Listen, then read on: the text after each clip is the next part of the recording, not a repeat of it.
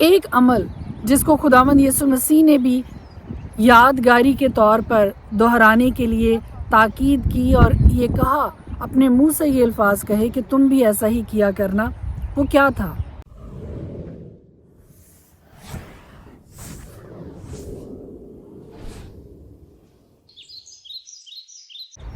خدائے قدوس کے زندہ جلالی بابرکت پرفضل نام میں آپ سب کو سلام، اور ایک بار پھر میں آپ کی خدمت میں حاضر ہوں آج کا تھاٹ لے کر۔ آج کا خیال جو میں آپ کے سامنے پیش کرنا چاہتی ہوں وہ خدا کے بابرکت کلام میں سے خداوند یسوع مسیح نے ایک رسم، ایک یادگاری کے طور پر کی جانے کا عمل جو خداوند یسوع مسیح نے خود اپنے منہ سے کہا کہ ایسا ہی کیا کرنا، وہ کیا تھا؟ پاک شراکت کا عمل، پاک شراکت کا طریقہ کار جو خداوند یسوع مسیح نے ہمیں سکھایا۔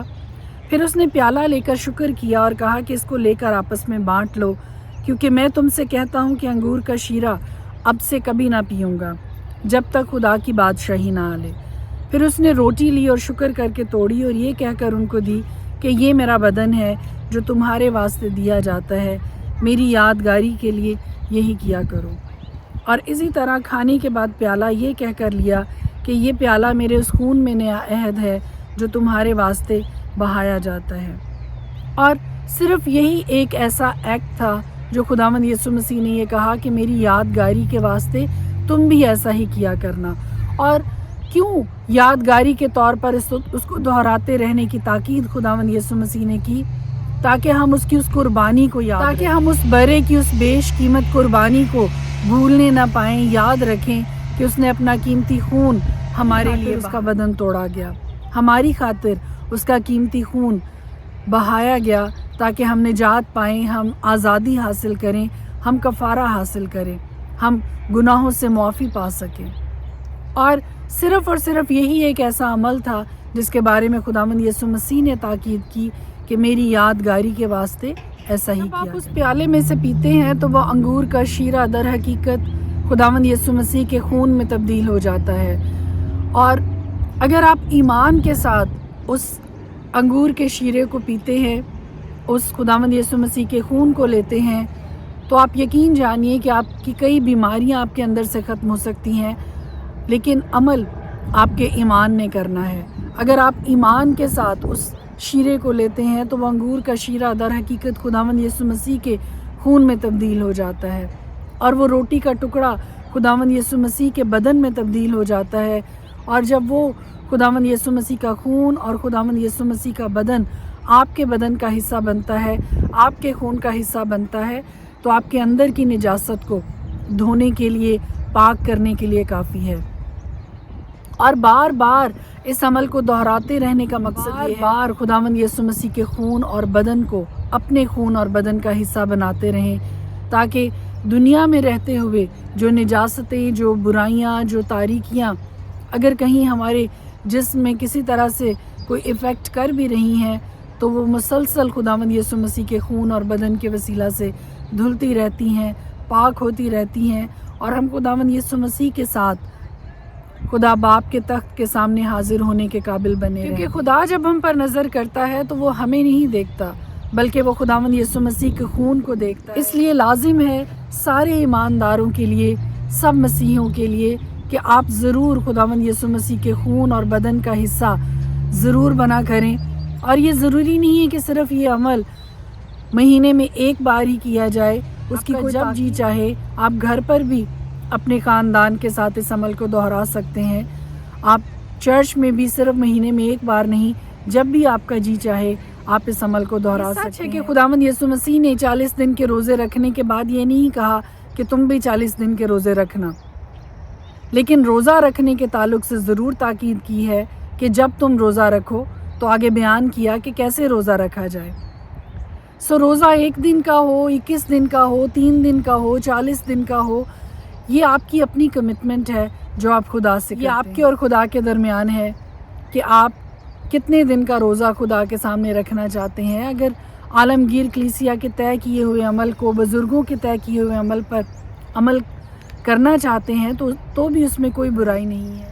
اگر خداوند یسوع روزے رکھ کر خدا کی بخشش کو، خدا کے پاک روح کی قوت کو اور قدرت کو اور زیادہ اپنی زندگی میں حاصل کر سکتا ہے تو ہم کیوں روزے رکھ کر خدا کی قدرت کو اور خدا کے مسا کو اپنی زندگی میں دعوت نہیں دے سکتے ہیں؟ روزہ اس عاجزی کو اور انکساری کو پیش کرتا ہے جو ہم خدا کی حضوری میں رکھتے ہیں۔ روزہ ہمیں اور زیادہ خدا کی قربت میں لے کر جاتا ہے اور بدنی طور پر کمزوری روحانی طور پر مضبوطی کا باعث بنتی ہے۔ اس عمل سے اگر ہم خدا کی قربت کو، خدا کے مسا کو، خدا کی قوت کو، خدا کے جلال کو اپنی زندگی پہ اور زیادہ حاصل کر سکتے ہیں، why not? may God bless you۔ خداوند آپ کے ساتھ ہو اور خدا کی قربت، خدا کی بخشش، خدا کی رحمت ہماری زندگیوں پہ روز بروز بڑھتی چلی جائے۔ ہر آنے والا دن ہمیں خدا کی محبت میں، خدا کی قدرت میں، خدا کے فضل میں اور زیادہ گہرا اور مضبوط کرتا چلا جائے۔ آمین۔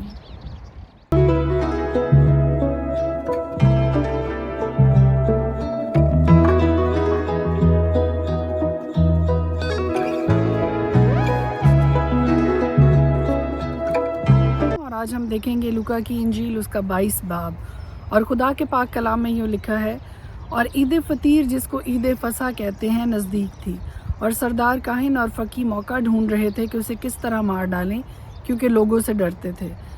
اور شیطان یہودا میں سمایا جو اسکریوتی کہلاتا اور ان 12 میں شمار کیا جاتا۔ اس نے جا کر سردار کاہنوں اور سپاہیوں کے سرداروں سے مشورہ کیا کہ اس کو کس طرح ان کے حوالہ کرے۔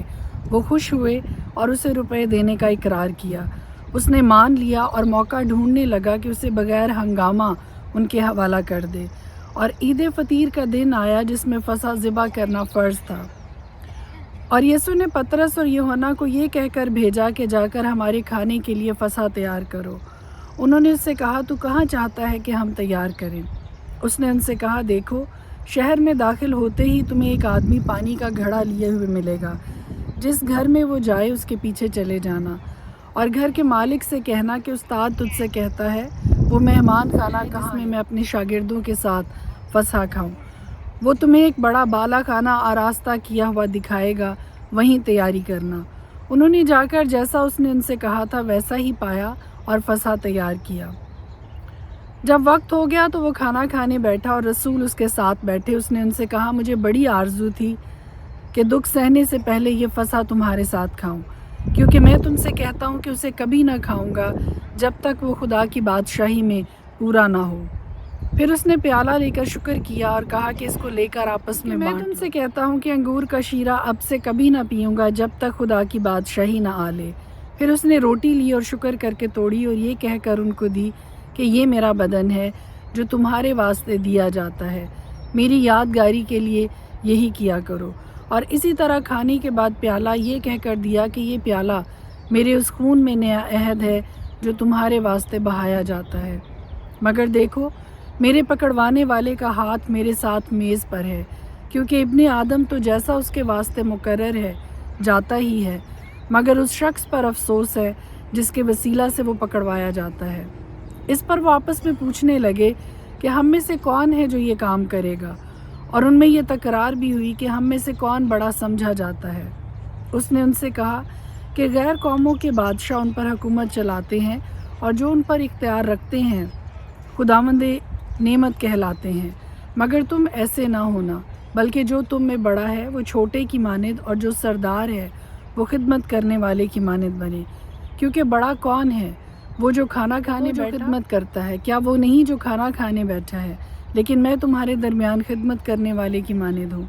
مگر تم وہ ہو جو میری آزمائشوں میں برابر میرے ساتھ رہے، اور جیسے میرے باپ نے میرے لیے ایک بادشاہی مقرر کی ہے، میں بھی تمہارے لیے مقرر کرتا ہوں، تاکہ میری بادشاہی میں میری میز پر کھاؤ پیو، بلکہ تم تختوں پر بیٹھ کر اسرائیل کے 12 قبیلوں کا انصاف کرو گے۔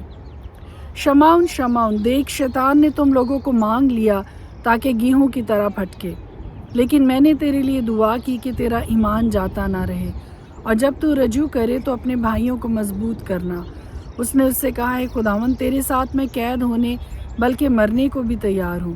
اس نے کہا، اے پطرس، میں تجھ سے کہتا ہوں کہ آج مرغ بانگ نہ دے گا جب تک تو 3 بار میرا انکار نہ کرے کہ مجھے نہیں جانتا۔ پھر اس نے ان سے کہا کہ جب میں نے تمہیں بٹوے اور جھولی اور جوتی بغیر بھیجا تھا کیا تم کسی چیز کے محتاج رہے تھے؟ انہوں نے کہا کسی چیز کے۔ اس نے ان سے کہا مگر اب جس کے پاس بٹوا ہو وہ اسے لے، اور اسی طرح جھولی بھی، اور جس کے پاس نہ ہو وہ اپنی پوشاک بیچ کر تلوار خریدے، کیونکہ میں تم سے کہتا ہوں کہ یہ جو لکھا ہے کہ وہ بدکاروں میں گنا گیا، اس کا میرے حق میں پورا ہونا ضرور ہے، اس لیے کہ جو کچھ مجھ سے نسبت رکھتا ہے وہ پورا ہونا ہے۔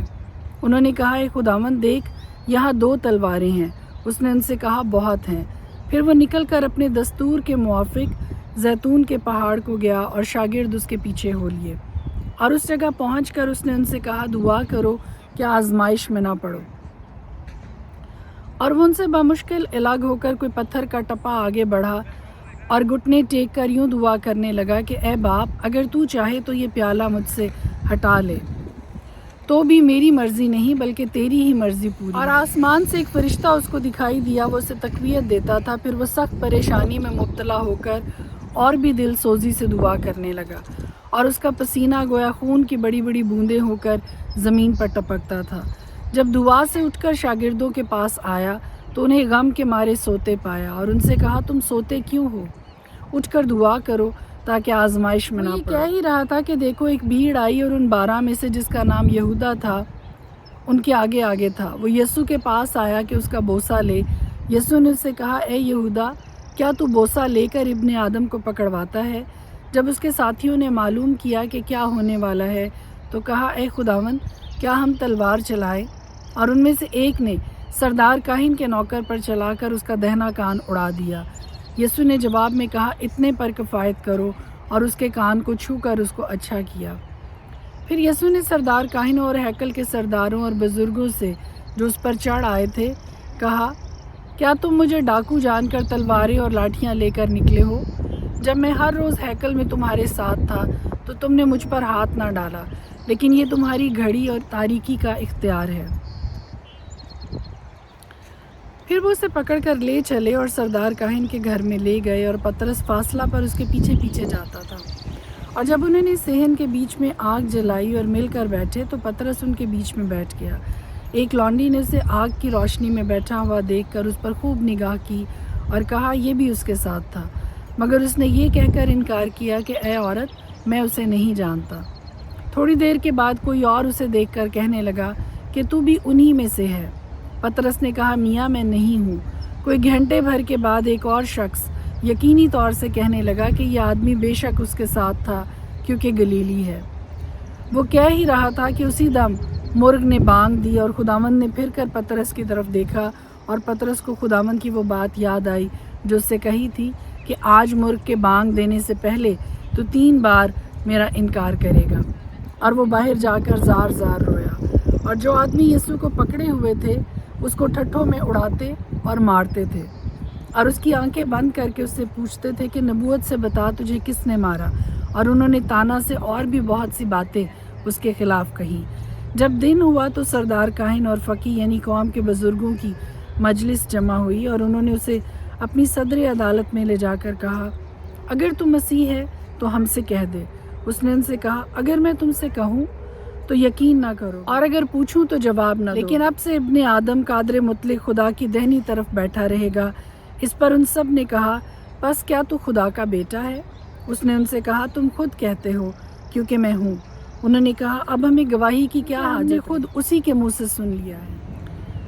پرانی عہد نامہ میں سے آج ہم دیکھیں گے گنتی کی کتاب اس کا 14 باب۔ تب ساری جماعت زور زور سے چیخنے لگی، اور وہ لوگ اس رات روتے ہی رہے، اور کل بنی اسرائیل موسیٰ اور ہارون کی شکایت کرنے لگے، اور ساری جماعت ان سے کہنے لگی ہائے کاش ہم مصر ہی میں مر جاتے، یا کاش اس بیابان ہی میں مرتے۔ خداوند کیوں ہم کو اس ملک میں لے جا کر تلوار سے قتل کرانا چاہتا ہے؟ پھر تو ہماری بیویاں اور بال بچے لوٹ کا مال ٹھہریں گے۔ کیا ہمارے لیے بہتر نہ ہوگا کہ ہم مصر کو واپس چلے جائیں؟ پھر وہ آپس میں کہنے لگے آؤ ہم کسی کو اپنا سردار لوٹ چلیں۔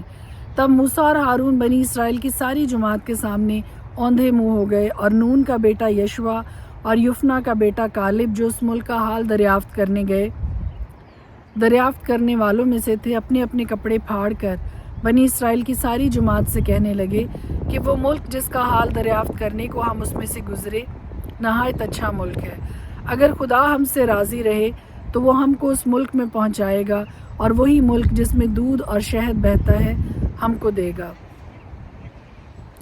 وقت اتنا ہو کہ تم خداوند سے بغاوت نہ کرو اور نہ اس ملک کے لوگوں سے ڈرو، وہ تو ہماری خوراک ہیں، ان کی پناہ ان کے سر پر سے جاتی رہی ہے، اور ہمارے ساتھ خداوند ہے، سو ان کا خوف نہ کرو۔ تب ساری جماعت بول اٹھی کہ ان کو سنگسار کرو۔ اس وقت خیمہ اجتماع میں سب بنی اسرائیل کے سامنے خداوند کا جلال نمایاں ہوا، اور خداوند نے موسیٰ سے کہا کہ یہ لوگ کب تک میری توہین کرتے رہیں گے، اور باوجود ان سب معجزوں کے جو میں نے ان کے درمیان کیے ہیں، کب تک مجھ پر ایمان نہیں لائیں گے؟ میں ان کو وبا سے ماروں گا اور میراث سے خارج کروں گا، اور تجھے ایک ایسی قوم بناؤں گا جو ان سے کہیں بڑی اور زیادہ زوراور ہو۔ موسیٰ نے خداوند سے کہا، تب تو مصری جن کے بیچ سے تو ان لوگوں کو اپنے زورے بازو سے نکال لایا یہ سنیں گے اور اسے اس ملک کے باشندوں کو بتائیں گے، انہوں نے سنا ہے کہ تو جو خداوند ہے ان لوگوں کے درمیان رہتا ہے، کیونکہ تو اے خداوند صریح طور پر دکھائی دیتا ہے، اور تیرا ابر ان پر سایہ کیے رہتا ہے، اور تو دن کو ابر کے ستون میں اور رات کو آگ کے ستون میں ہو کر ان کے آگے آگے چلتا ہے۔ بس اگر تو اس قوم کو ایک اکیلے آدمی کی طرح جان سے مار ڈالے تو وہ قومیں جنہوں نے تیری شہرت سنی ہے کہیں گی کہ چونکہ خداوند اس قوم جسے اس نے ان کو دینے کی قسم کھائی تھی پہنچا نہ سکا، اس لیے اس نے ان کو بیابان میں ہلاک کر دیا۔ سو خداوند کی قدرت کی عظمت تیرے ہی اس قول کے مطابق ظاہر ہو کہ خداوند قہر کرنے میں دھیما اور شفقت میں غنی ہے، وہ گناہ اور خطا کو بخش دیتا ہے لیکن مجرم کو ہرگز بری نہیں، کیونکہ وہ باپ دادا کے گناہ کی سزا ان کی اولاد کو تیسری اور چوتھی پشت تک دیتا ہے۔ سو تو اپنی رحمت کی فراوانی سے اس امت کا گناہ جسے تو مصر سے لے کر یہاں تک ان لوگوں کو معاف کرتا رہا ہے اب بھی معاف کر دے۔ خداوند نے کہا، میں نے تیری درخواست کے مطابق معاف کیا، لیکن مجھے اپنی حیات کی قسم اور خداوند کے جلال کی قسم جس سے ساری زمین معمور ہوگی، چونکہ ان سب لوگوں نے جنہوں نے باوجود میرے جلال کے دیکھنے کے اور باوجود ان معجزوں کے جو میں نے مصر میں اور اس بیابان میں دکھائے پھر بھی 10 بار مجھے آزمایا اور میری بات نہیں مانی، اس لیے وہ اس ملک کو جس کے دینے کی قسم میں نے ان کے باپ دادا سے کھائی تھی دیکھنے بھی نہ پائیں گے، اور جنہوں نے میری توہین کی ہے ان میں سے بھی کوئی اسے دیکھنے نہیں پائے گا۔ پر اس لیے کہ میرے بندہ کالب کی کچھ اور ہی طبیعت تھی اور اس نے میری پوری پیروی کی ہے، میں اس کو اس ملک میں جہاں وہ ہو آیا ہے پہنچاؤں گا، اور اس کی اولاد اس کی وارث ہوگی، اور وادی میں تو امالیکی اور کینانی بسے ہوئے تھے۔ سو کل تم گھوم کر اس راستہ سے جو بحر کلزم کو جاتا ہے بیابان میں داخل ہو جاؤ۔ اور خداوند نے موسیٰ اور ہارون سے کہا، میں کب تک اس خبیث گروہ کی جو میری شکایت کرتی رہتی ہے برداشت کروں؟ بنی اسرائیل جو میرے برخلاف شکایتیں کرتے رہتے ہیں، میں نے وہ سب شکایتیں سنی ہیں، سو تم ان سے کہہ دو، خداوند کہتا ہے، مجھے اپنی حیات کی قسم ہے کہ جیسا تم نے میرے سنتے کہا ہے میں تم سے ضرور ویسا ہی کروں گا۔ تمہاری لاشیں اسی بیابان میں پڑی رہیں گی، اور تمہاری ساری تعداد میں سے یعنی 20 برس سے لے کر اس سے اوپر کی عمر کے تم سب جتنے گنے گئے اور مجھ پر شکایت کرتے رہے، ان میں سے کوئی اس ملک میں جس کی بابت میں نے قسم کھائی تھی کہ تم کو وہاں بساؤں گا جانے نہ پائے گا، سوائے یفنا کے بیٹے کالب اور نون کے بیٹے یشوا کے، اور تمہارے بال بچے جن کی بابت تم نے یہ کہا کہ وہ تو لوٹ کا مال ٹھہریں گے، ان کو میں وہاں پہنچاؤں گا، اور جس ملک کو تم نے حقیر جانا وہ اس کی حقیقت پہچانیں گے۔ اور تمہارا یہ حال ہوگا کہ تمہاری لاشیں اسی بیابان میں پڑی رہیں گی، اور تمہارے لڑکے بالے 40 برس تک بیابان میں آوارہ پھرتے اور تمہاری زناکاریوں کا پھل پاتے رہیں گے جب تک کہ تمہاری لاشیں بیابان میں گل نہ جائیں۔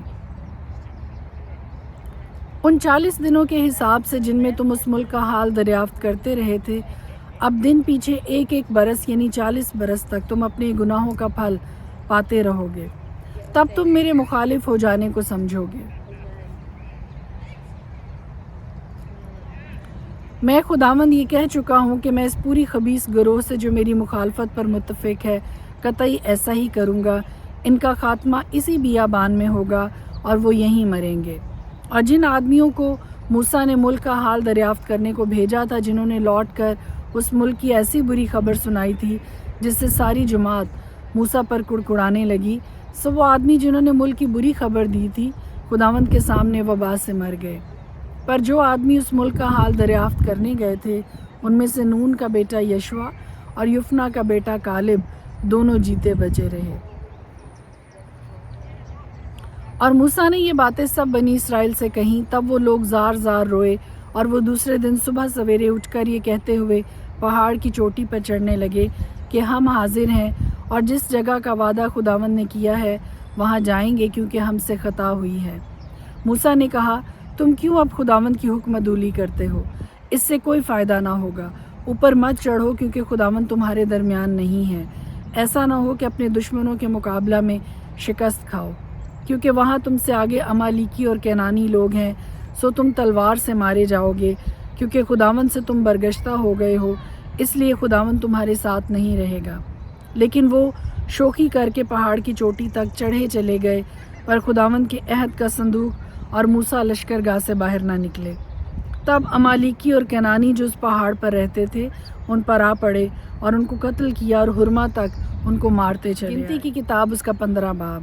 اور خداوند نے موسیٰ سے کہا، بنی اسرائیل سے کہہ، جب تم اپنے رہنے کے ملک میں جو میں تم کو دیتا ہوں پہنچو، اور خداوند کے حضور آتشی قربانی یعنی سوختنی قربانی یا خاص منت کا ذبیحہ یا رضا کی قربانی گزرانو، یا اپنی معین عیدوں میں راحت انگیز خوشبو کے طور پر خداوند کے حضور گائے بیل یا بھیڑ بکری چڑھاؤ، تو جو شخص اپنا چڑھاوا لائے وہ خداوند کے حضور نظر کی قربانی کے طور پر ایفا کے 10ویں حصہ کے برابر میدا جس میں 1/4 ہین کے برابر تیل ملا ہوا ہو، اور تپاون کے طور پر 1/4 ہین کے برابر میں بھی لائے۔ سوختنی قربانی یا اپنے ذبیحہ کے ہر برہ کے ساتھ اتنا ہی تیار کیا کرنا، اور ہر مینڈھے کے ساتھ ایفا کے 5ویں حصہ کے برابر میدا جس میں 1/2 ہین کے برابر تیل ملا ہوا ہو نظر کی قربانی کے طور پر لانا، اور تپاون کے طور پر 1/2 ہین کے برابر میں دینا، تاکہ وہ خداوند کے حضور راحت انگیز خوشبو ٹھہرے۔ اور جب تو خداوند کے حضور سوختنی قربانی یا خاص منت کے ذبیحہ یا سلامتی کے ذبیحہ کے طور پر بچڑا گزرانے، تو وہ اس بچڑے کے ساتھ نظر کی قربانی کے طور پر ایفا کے 3 دہائی حصہ کے برابر میدا جس میں نصف ہین کے برابر تیل ملا ہوا ہو چڑھائے، اور تو تپاون کے طور پر نصف ہین کے برابر میں گزرانا، تاکہ وہ خداوند کے حضور راحت انگیز خوشبو کی آتشی قربانی ٹھہرے۔ ہر بچڑے اور ہر مینڈھے اور ہر نر برہ یا بکری کے بچہ کے لیے ایسا ہی کیا جائے۔ تم جتنے جانور لاؤ ان کے شمار کے مطابق ایک ایک کے ساتھ ایسا ہی کرنا۔ جتنے دیسی خداوند کے حضور راحت انگیز خوشبو کی آتشی قربانی گزرانے، وہ اس وقت یہ سب کام اسی طریقہ سے پردیسی تمہارے ساتھ بود و باش کرتا ہو، یا جو کوئی پشتوں سے تمہارے ساتھ رہتا آیا ہو، اور وہ خداوند کے حضور راحت انگیز خوشبو کی آتشی قربانی گزراننا چاہے، تو جیسا تم کرتے ہو وہ بھی ویسا ہی کرے۔ مجمع کے لیے یعنی تمہارے لیے اور اس پردیسی کے لیے جو تم میں رہتا ہو، نسل در نسل سدا ایک ہی آئین رہے گا۔ خداوند کے آگے پردیسی بھی ویسے ہی ہوں جیسے تم ہو۔ تمہارے لیے اور پردیسیوں کے لیے جو تمہارے ساتھ رہتے ہیں ایک ہی شرع اور ایک ہی قانون ہو۔ اور خداوند نے موسیٰ سے کہا کہ بنی اسرائیل سے کہہ، جب تم اس ملک میں پہنچو جہاں میں تم کو لیے جاتا ہوں، اور اس ملک کی روٹی کھاؤ، تو خداوند کے حضور اٹھانے کی قربانی گزراننا۔ تم اپنے پہلے گوندھے ہوئے آٹے کا ایک گردہ اٹھانے کی قربانی کے طور پر چڑھانا، جیسے کھلیان کی اٹھانے کی قربانی کو لے کر اٹھاتے ہو ویسے ہی اسے بھی اٹھانا۔ تم اپنی پشت در پشت اپنے پہلے ہی گوندھے ہوئے آٹے میں سے کچھ لے کر اسے خداوند کے حضور اٹھانے کی قربانی کے طور پر گزراننا۔ اور اگر تم سے بھول ہو جائے اور تم نے ان سب حکموں پر جو خداوند نے موسیٰ کو دیے عمل نہ کیا ہو، یعنی جس دن سے خداوند نے حکم دینا شروع کیا اس دن سے لے کر آگے آگے جو کچھ حکم خداوند نے تمہاری نسل در نسل موسیٰ کی معرفت تم کو دیا ہے، اس میں اگر سہون کوئی خطا ہو گئی ہو اور جماعت اس سے واقف نہ ہو، تو ساری جماعت ایک بچڑا سوختنی قربانی کے لیے گزرانے، تاکہ وہ خداوند کے حضور راحت انگیز خوشبو ہو، اور اس کے ساتھ شرع کے مطابق اس کی نظر کی قربانی اور اس کا تپاون بھی چڑھائے، اور خطا کی قربانی کے لیے ایک بکرا گزرانے۔ یوں کاہن بنی اسرائیل کی ساری جماعت کے لیے کفارہ دے تو ان کو معافی ملے گی، کیونکہ یہ محض بھول تھی اور انہوں نے اس بھول کے بدلے وہ قربانی بھی چڑھائی جو خداوند کے حضور آتشی قربانی ٹھہرتی ہے، اور خطا کی قربانی بھی خداوند کے حضور گزرانی۔ تب بنی اسرائیل کی ساری جماعت کو اور ان پردیسیوں کو بھی جو ان میں رہتے ہیں معافی ملے گی، کیونکہ جماعت کے اعتبار سے یہ سہون ہوا۔ اور اگر ایک ہی شخص سہون خطا کرے تو وہ یک سالہ بکری خطا کی قربانی کے لیے چڑھائے۔